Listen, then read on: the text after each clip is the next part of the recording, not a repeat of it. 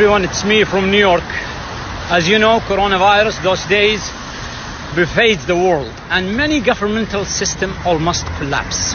I share this video with all people across the globe, and I'm sure it will redefine our comprehension about what does human rights mean. And here, United Nations, where many independent experts, special rapporteurs highlights the human rights violations and naming the countries that violated the human rights. Amid this pandemic, let's go over the humanitarian work and see how countries responded to their nation's need.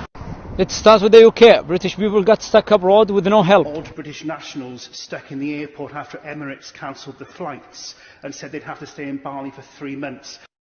The UK embassy in Kuwait said, no financial assistance, go to charities. There's no fruit, there's no vegetables. You just need to stop it. Let's move into Canada.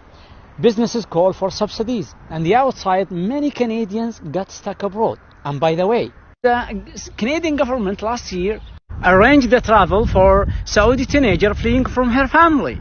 Thousands who are stuck abroad looking for help from the government to get back to Canada. There's about 1,000 Canadians that are here struggling to get back, trying to find ways, reaching out, and nobody's willing to help.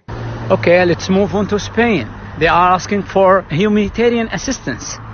Necesitamos ayuda. Leganés se está muriendo. No hay sitio en el hospital. Esto es una vergüenza a nivel nacional.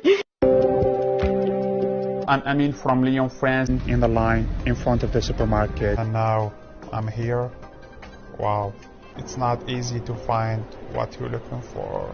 In the US, let's start with Sanders' tweet about human rights. This system, the system of capitalism where profit matters more than people, is so damn sick.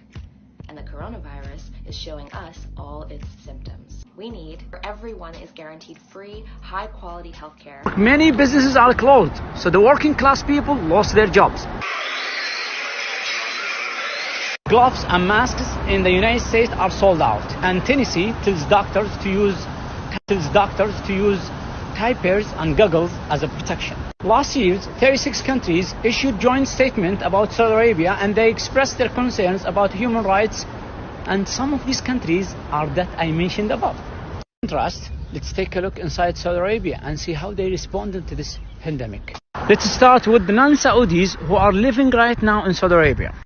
I'm actually advising Americans that are in the kingdom that I would strongly consider sheltering in place. Food supply is good, emergency services are sound. En Arabie Saoudite, hôpitaux publics, hôpitaux privés, tous accueillent, soignent les malades du coronavirus. Masks and gloves distributed for free in the street. All Saudis outside the kingdom hosted, isolated in comfort. See what our Saudi government provide us with 5 stars hotel full board free of charge. 코로나 때문에 힘들었지만 그렇지만 사우디아라비아 대사관들 아주 감사드립니다. I am Saudi. I got stuck in Moscow and my government provided accommodation at 5-star hotel with 3 full meals. I'm Saudi. I get stuck in New York. My government provided me free food and 5-star hotel. If you look at healthcare, if you look at life expectancy, we're looking at human rights. Human rights. The government will cover 60% of the private sector salaries.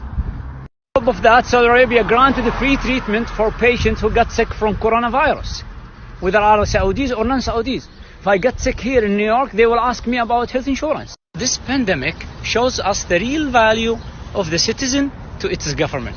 Everything you hear about Saudi Arabia, it's based on false allegations and sensationalism which serves the politician or press agenda or interests. To conclude, what Saudi Arabia did, it's not a human rights. It's something more far away from our comprehensions, something called fatherhood, which is mutual respect, love and care between the government and its people.